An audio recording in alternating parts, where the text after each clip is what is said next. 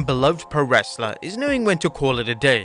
Unfortunately, numerous iconic wrestlers have continued to wrestle despite there being a lack of demand to see them perform, and this lack of demand mainly comes from the wrestlers' best days being way behind them and their in-ring work failing to deliver. Join us now as WrestleMania looks at 10 WWE wrestlers that fans were ready to see retire. Be sure to subscribe and hit that notification bell for daily wrestling videos, and follow us on Facebook for exclusive lists. Also check out our new channel, WrestleMania Shorts. Number 10. Jerry the King Lawler. Jerry the King Lawler is a legend that will seemingly never retire, but in 2012 there were calls from fans to see Lawler finally hang up his boots. Lawler suffered a heart attack following a match on Raw, and from this point onwards, fans believed it would be in Lawler's best interest for him to stop wrestling immediately, but Lawler had other ideas. Lawler has wrestled numerous times a year since his heart attack, and all of these matches have occurred outside of WWE, as it's evident that WWE really aren't comfortable with booking Lawler in a featured matchup. Lawler has been pushing WWE to let him wrestle another match, potentially even at WrestleMania, and this is what the King said during an appearance on The Bump. "I'm still hoping to get a rematch," referencing the WrestleMania 27 match against Michael Cole, or at least another WrestleMania match under my belt before I call it a career in wrestling. Do you think Lawler should have one more match? Let us know in the comments down below. Number 9. Vader. During the peak of his career, Vader was considered to be one of the greatest big men in pro wrestling history. Vader had strength, speed, and could seemingly have great matches with anyone of any size. He would sadly wrestle way past his prime, and his matches took place in companies such as Impact and Rev Pro, but they were sad affairs, and it did make for pleasant viewing at all. Obviously, it's not fair to judge someone's specific circumstances, as we'll never know Vader's reasons for continuing to wrestle, but thankfully none of these poorly received matches hindered his legacy with fans, as he's still widely regarded as a true legend of the art of wrestling. Number 8. Kevin Nash. Kevin Nash was a mainstay throughout the 90s, both in WWE and WCW, but in the 2000s his ring work began to slowly regress. Nash's WWE run between 2002 to 2003 wasn't met with critical acclaim, as his matches were rather poor and a history of injuries were catching up to the former WWE champion. Nash eventually signed for TNA, where he had some decent matches, but his matches were never anything special, and it could be argued that he only stuck around for a payday. In 2011, Nash decided to return to WWE to have one more run in the spotlight, and this included a number of matches, including a bizarre ladder match with Triple H at the TLC pay-per-view. Whilst this match was passable, it was hard to watch Nash struggle through the match, and even Nash himself admitted how difficult it was on his podcast. "What do you mean both don't normally have ladder matches? How about I've never done one in my life? I've got 17 knee operations, and he's running the show, and I get to talk to him about 8 minutes in the ring before the doors open. That was my last match. Everybody else gets to have a last match. That was mine." Nash would go on to wrestle on several other occasions following the infamous ladder match, including appearing in the Royal Rumble and making appearances for independent wrestling companies. Number 7. The Big Show. A former champion, The Big Show is up there with the most respected and well-liked wrestlers of the past 3 decades. However, Big Show went through an awkward period of his career in WWE where fans were actively trying to encourage him to retire.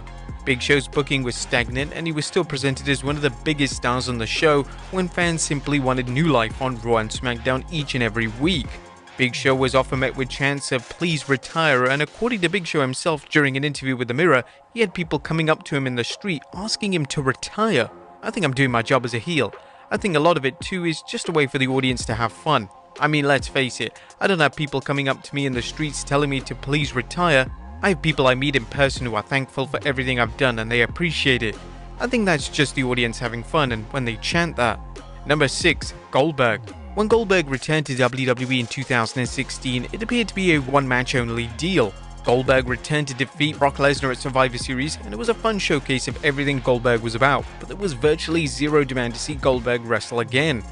Goldberg kept returning for more and more matches, and these included multiple world title wins, defeating stars such as Kevin Owens and Bray Wyatt in the process, and this simply isn't what fans wanted. Goldberg quickly became resented by the fan base, as his matches were abysmal and almost ended in disaster. If Goldberg sailed off into the sunset in 2016, he would have had his legacy and reputation intact, but his decision to wrestle time and time again without question hindered his legacy. Number 5. Kane.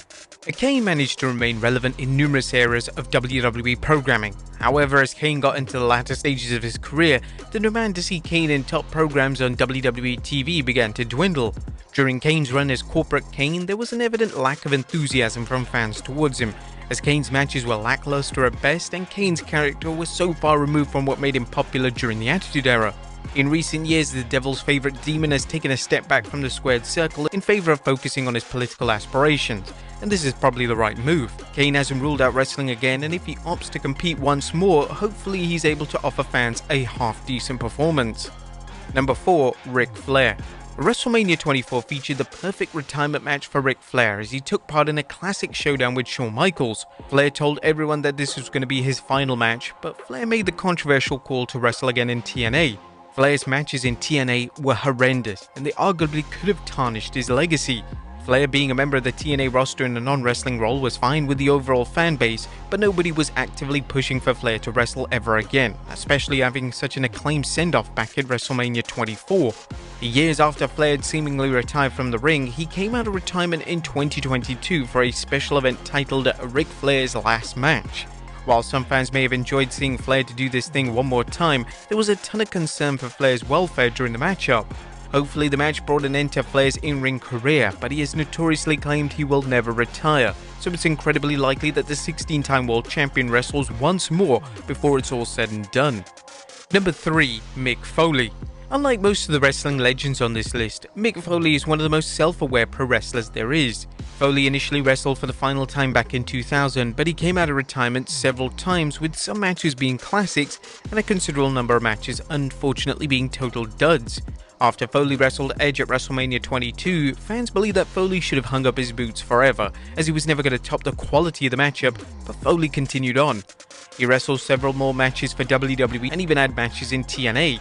Foley himself is fully aware that fans wanted to see him hang up his boots, and he stated on his podcast that if he could ever rewrite history, he would have officially called it a day following his all-time classic against Randy Orton at 2004's Backlash pay-per-view. If I could rewrite my own history, I would never have wrestled again.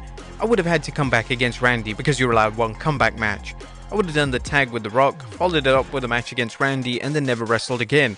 I think everyone accepts that you're going to have one comeback match, but I wouldn't have done a match 6 weeks later at WrestleMania 2000. I would have done those 2 matches and it would have been it. Number 2. Hulk Hogan.